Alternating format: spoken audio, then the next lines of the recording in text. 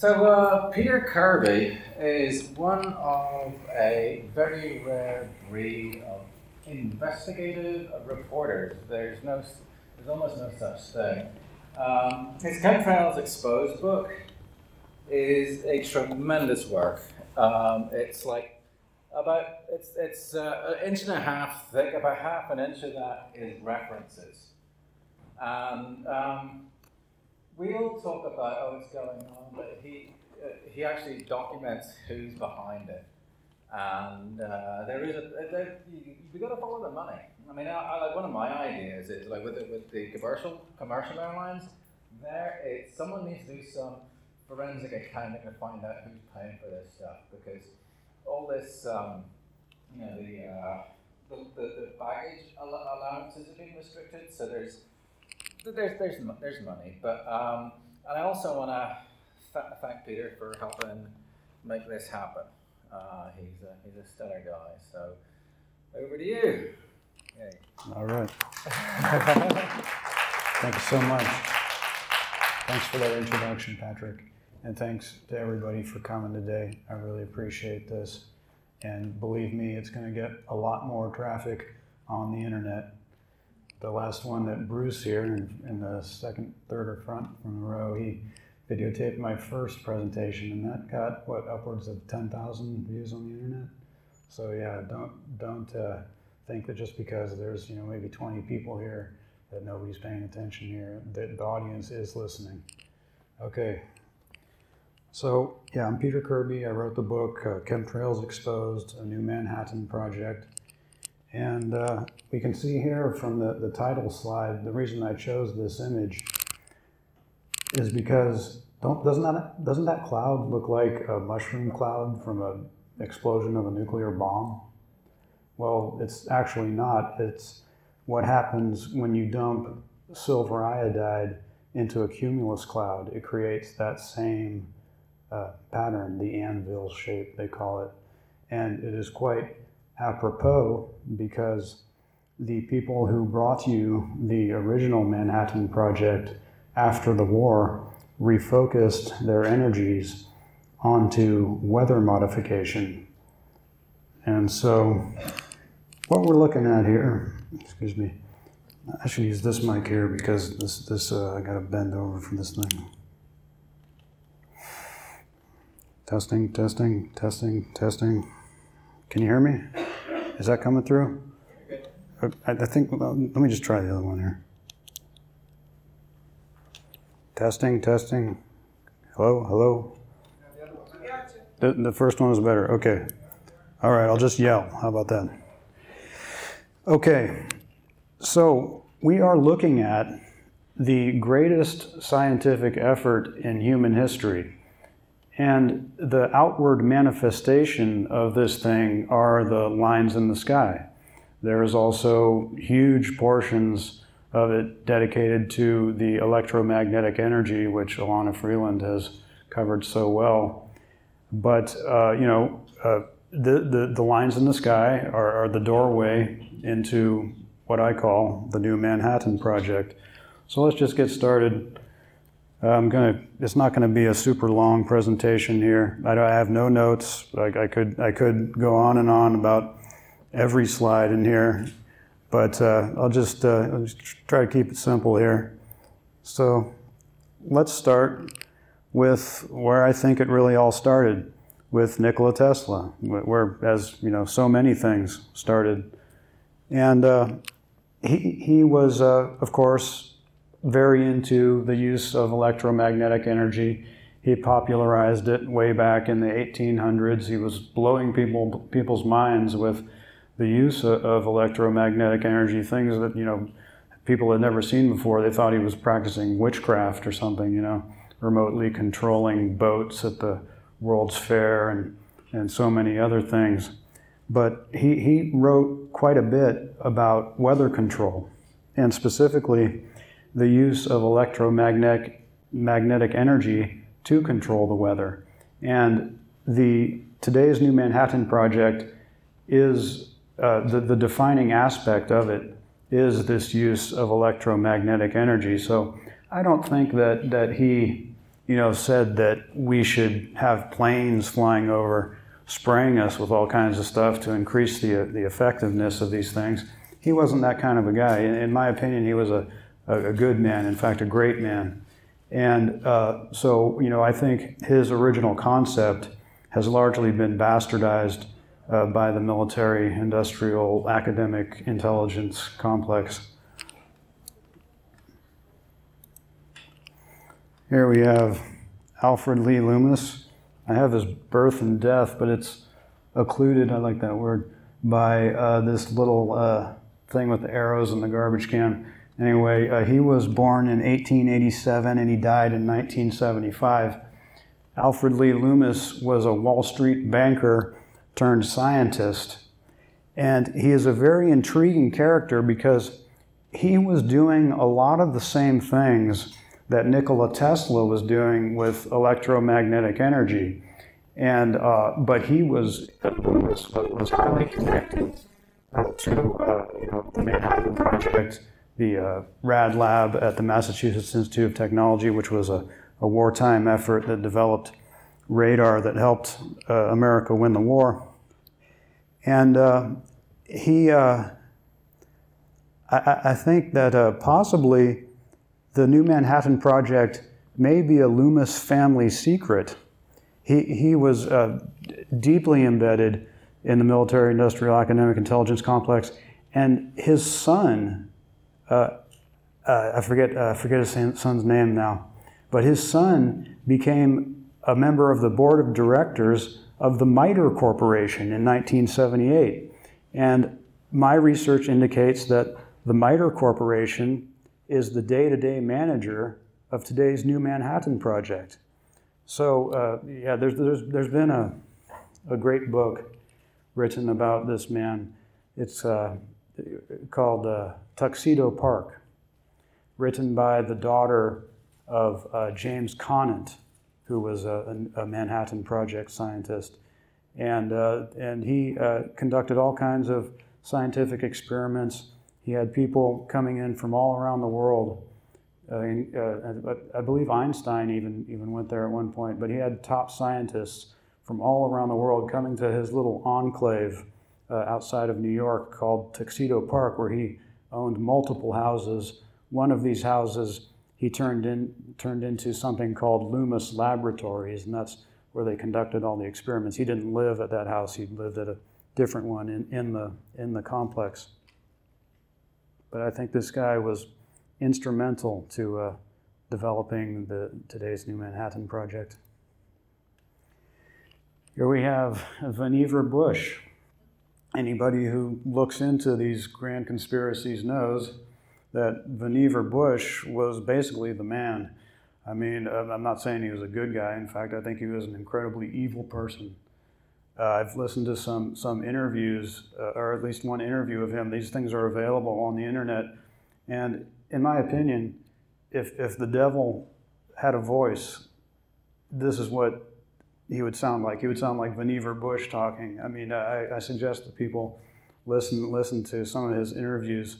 He is sharp as a whip and extremely diabolical.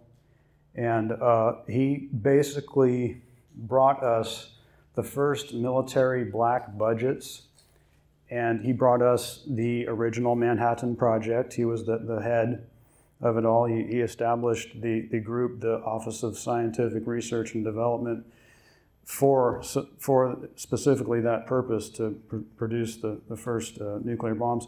And I don't think that it was necessarily a bad thing to produce the first nuclear bomb and even use it. Okay, maybe I'm a heretic. We were at war.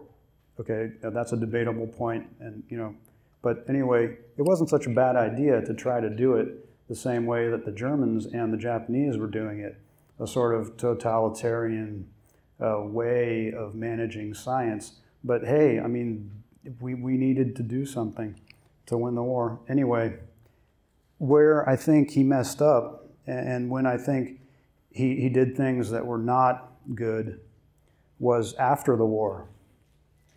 After the war, he established two scientific bodies that have been instrumental in the production of today's New Manhattan Project. those being the Office of Naval Research and the National Science Foundation.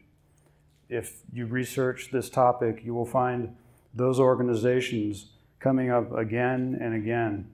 And I just was turned on to a paper written by Marvin Herndon, who agrees with me on the bastardization of science and the corruption of the scientific establishment. And I have not read this yet. I just got turned on to it. But he wrote a whole article about the National Science Foundation and how it's been used as a tool of our oppression. Okay, and then, so this was the big public rollout of weather modification. I got his name is covered up here. I don't know how to make that thing go away, but anyway. This is Langmuir, Schaefer, and Vonnegut. These three guys were industrial scientists at General Electric Laboratories. Back in 1947, science was not funded by the government largely. This was a new thing. It happened during the war when the government started pouring all kinds of money into science. Before the war, it was largely industrial labs, trying to produce new technologies that were going to be something that people would buy.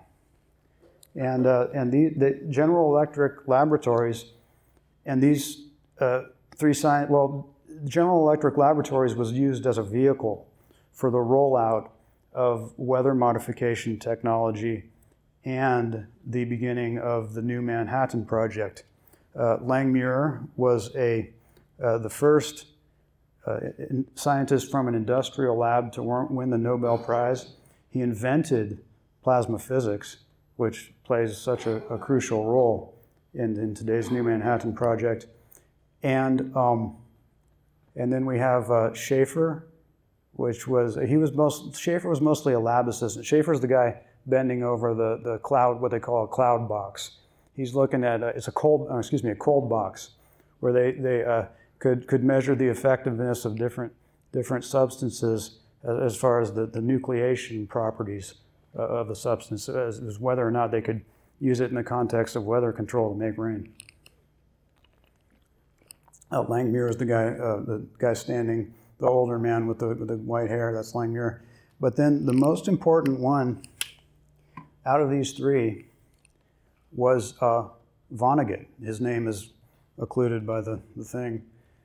You can kind of see it there. But Vonnegut, Bernard Vonnegut, did I say?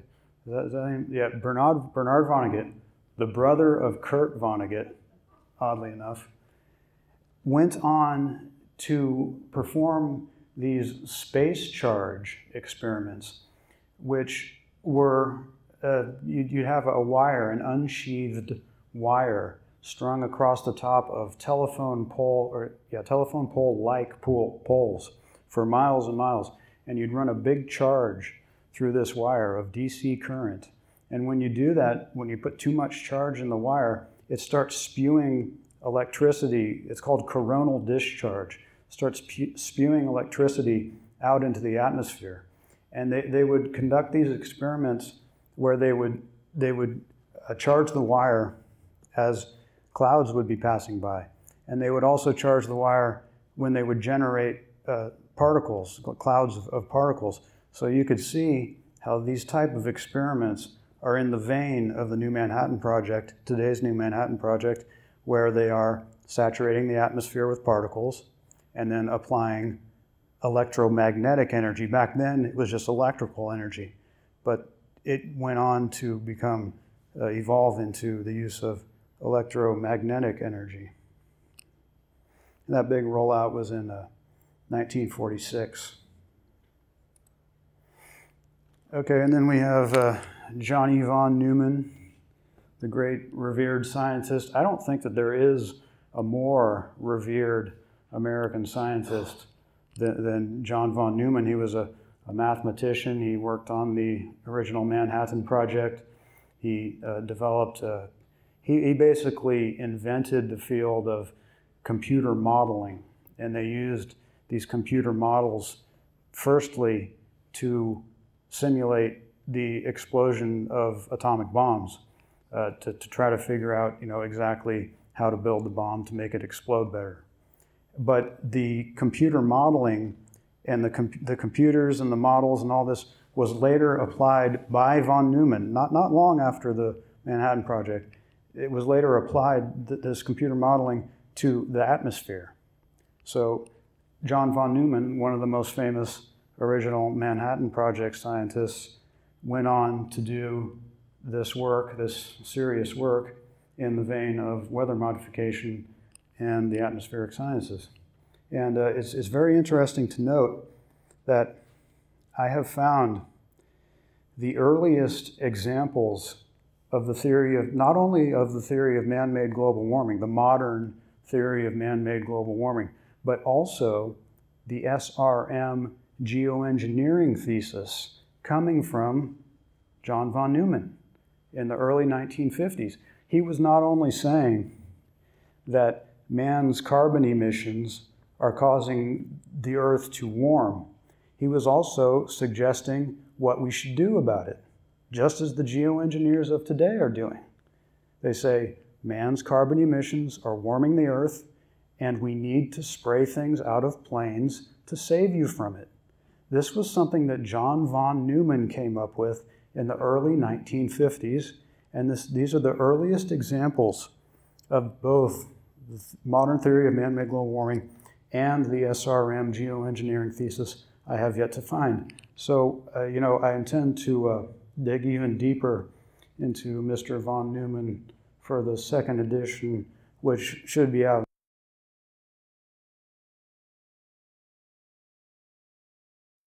Cuts them open, and he finds they don't have anything in their stomachs. And this is because the arthropods that they feed upon, tiny little critters that are in the streams and stuff, these arthropods are just being decimated by the daily spraying. And the fish don't have anything to eat, and they're starving to death. And their numbers are way down, and everything is being destroyed. And this is what happens when you saturate our biosphere with all kinds of chemical crap. Anyway, that study I will include in the second edition. It's not really a study, he just kind of commented on it, what he was doing, but it's another crucial piece of the puzzle, another crucial piece of evidence from a highly reputable scientist. In fact, he was really the guy, when I saw him in 2010, I think it was 2010, What in the World Are They Spraying? When I saw him talking about the elevated levels of aluminum and things, that's when I really started realizing that this was going on, and it was real. And, because, everybody goes through this process, right? You hear about it. And, my reaction to it when I first heard about it was like, yeah, right, they're spraying things out of planes. That's crazy. Why would they do that? Because they're just destroying everything. But that was when I heard about Francis. There was other things I was looking at, but when I saw Francis Mangel's in that movie, that was really what clinched it for me.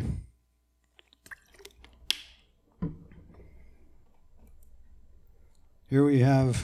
This looks like a nice guy, huh? Doesn't he? It's kind of a friendly character, like a big teddy bear. He's from right here in San Francisco. Michael Aquino, PhD.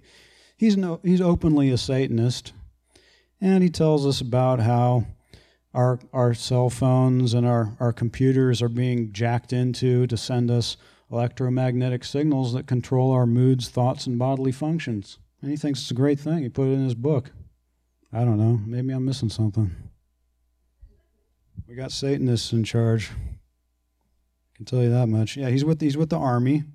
He was with the Sixth Army out of the Presidio. They're not there anymore, but believe me, I think what he is, he says he's retired, but I think he's been what we call sheep dipped. He's been put. He just says he's retired, and they put him through the process of retiring, and officially he's retired, but he's actually still working. Probably. You don't just throw someone away like this. When people become such experts in certain fields, they're indisposable, and I do believe he has been sheep dipped. I don't think he'd admit to that. We should get him down here sometime. He goes on shows and stuff. He's been on the He's been on the Donahue show, I think it was, and he went on the Oprah show because he was embroiled in this whole scandal back in the 80s. Apparently, he was implicated in some type of child sex abuse thing.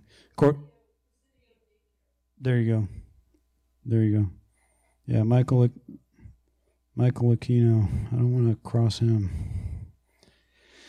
All right. Yes, another one of our friends. Good. We don't want to look at that Aquino guy anymore. He's got weird eyebrows.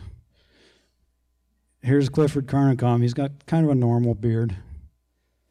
But Clifford, wow, his work is really hardcore.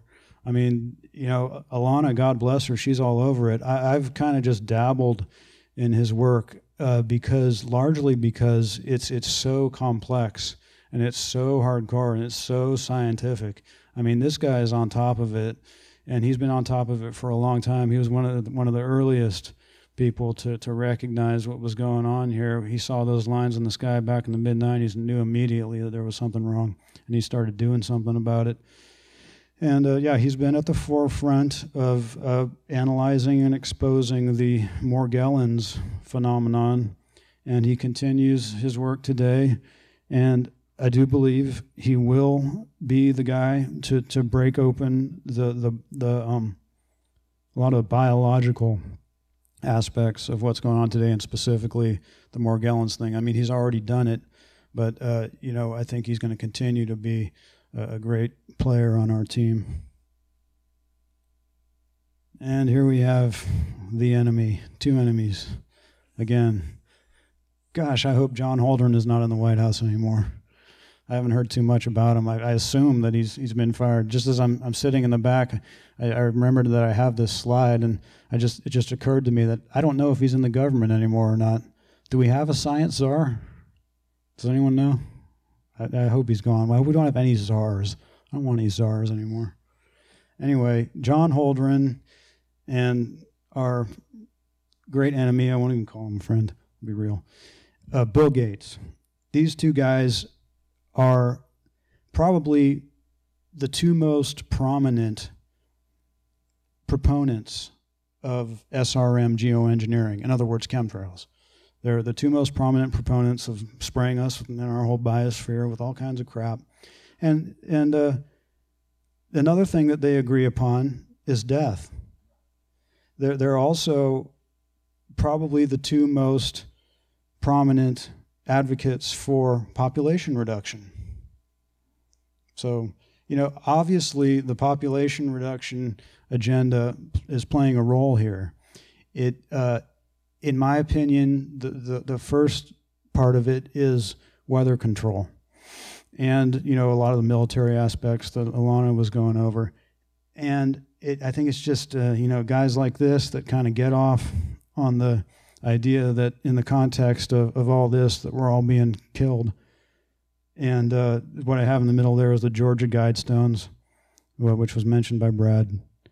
And, you know, it says we want to reduce the world's population by, you know, like, I want to reduce it to like 1/10 of what it is now or something, or some crazy thing. And, you know, it's supposed to, we've been down to 500 million from 8 million, right? Yeah, that's crazy. That's 1/16. So, yeah, they love death. They hate God. Here's a picture that was released by, was it NASA?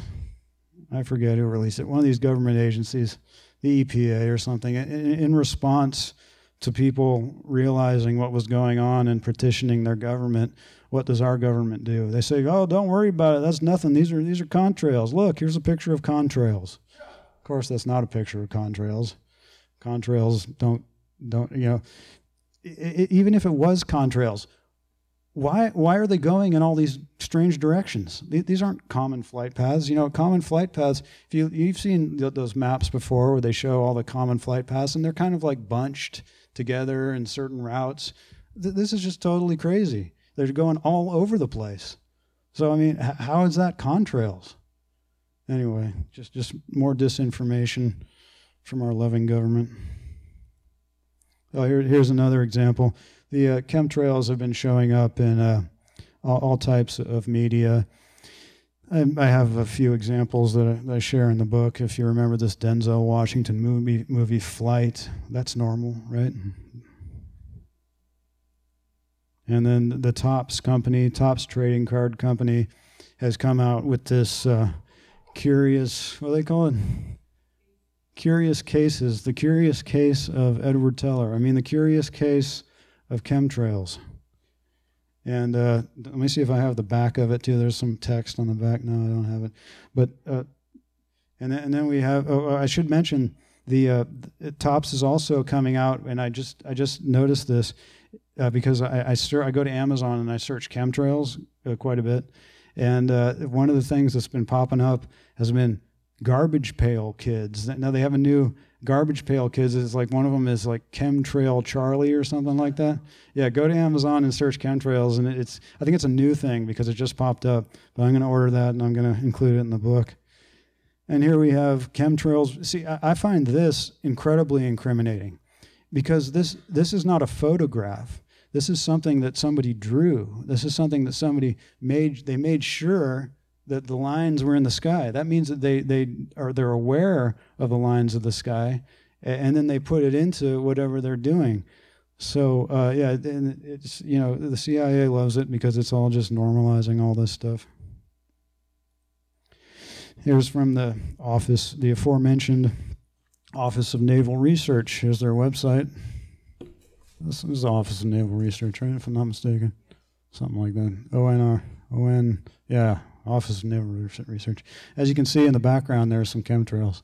It's kind of a low resolution image, but yeah, they're flaunting it. I mean, the ONR, as I said earlier, has been instrumental in the development of today's New Manhattan Project, and here they are on their website, proudly depicting chemtrails. See what else we got here. Oh yeah, this has been a kind of a famous article that was done when Patrick has popularized the notion that chemtrails cause these so-called sun dogs, but you know, they are, if they're natural, apparently they are quite rare, but in the context of them spraying us with all kinds of stuff every day, they happen all the time. And here's an article in The Guardian talking about geoengineering. And they got a picture of something that's produced by spraying chemtrails all over the place. And you know, they're trying to what do you call it? Soften us up. You know, they're bringing it out. They're putting up trial balloons. They want to normalize it. You know, it's just and to the point where someday they think that people are just going to you know, accept it. That's the goal, and we must resist. Here's another one of the big bad guys that we're fighting against. Cass Sunstein. Anybody know who he is? Yeah, he's a psych warfare chief. Apparently he's not working for the federal government anymore, but you can bet he's behind the scenes somewhere doing some kind of dastardly stuff. He's been instrumental in organizing online disinformation. He writes papers about how the government needs to mobilize against the citizenry who are having thought crimes and coming forward and having discussions online that expose government activities. We can't have that. And he advocates for the government going into these online chat rooms and confronting the thought criminals, making sure they don't disseminate these ideas anymore. Here's another bad guy. We got to concentrate on the bad guys because, you know, that's how we're going to win this thing. Oh, his name is like totally occluded up there. Anyway, this is Harlan Cleveland. And he was born in 1910. He died in 2000. Harlan Cleveland looks to me, and the evidence suggests this, that he was a top-level person involved in organizing and promoting the New Manhattan Project. He wrote quite a bit about weather control, and he also wrote quite a bit about a new world order and how weather control is part of an authoritarian new world order, and he was all for it. And there was a book written by somebody named John Coleman. It's called The Committee of 300. Has anybody heard of this book? And yeah, and it's quite an interesting book. I have to admit that it's light on sources. In fact, I don't know if he lists a source anywhere in the book, but he goes on and on, John Coleman goes on and on about this Committee of 300 and how it's a group of sort of world leader type people who clandestinely meet and plot such giant endeavors as today's New Manhattan Project. And in the book that John Coleman wrote about the Committee of 300, he says that Harlan Cleveland was a member of the Committee of 300. And he says that also Coleman, it's very interesting, his book. He's quite conservative, I'll warn you, if you're a liberal. I mean, he was like hardcore conservative. But he asserts, it's quite interesting in his book, that there's an executive committee of the Committee of 300 known as the Olympians, and that the chairperson of the executive committee and the entire committee is the Queen of England. Now, doesn't that make sense? I think it makes perfect sense. Oh, yeah, I'm almost done. Okay. And then I have a chapter in my book called Solutions, and here we have some things noted. I gotta start looking at the audience here. Okay. If you want to not be affected by chemtrails, you can change your location. Chemtrails are not sprayed in all areas of the world. They're mostly sprayed in developed areas of the world, in the first world. The more development you have, the more chemtrails you have, basically, is the deal. So, you know, if you're really rich and powerful, you can live on a compound somewhere in some third world nation with your own private security forces and not be affected by chemtrails at all. But that's not for most of us. Or live on a yacht in the Pacific somewhere. Air purification, that should probably be at the top, because you can get not only HEPA filters, you can get electrostatic air purifiers, which will take out nanoparticles. You can purify the air in your space, in your apartment. These things cost somewhere in the neighborhood of $200, depending on the quality. Supplements. Dr. Russell Blaylock says that turmeric will clean out the portion of your brain that's most affected by the chemtrails. I tend to like the nascent iodine, detoxidine, which is something on Dr. Group's website. Dr. Group is chemtrail aware, and his website is globalhealingcenter.com.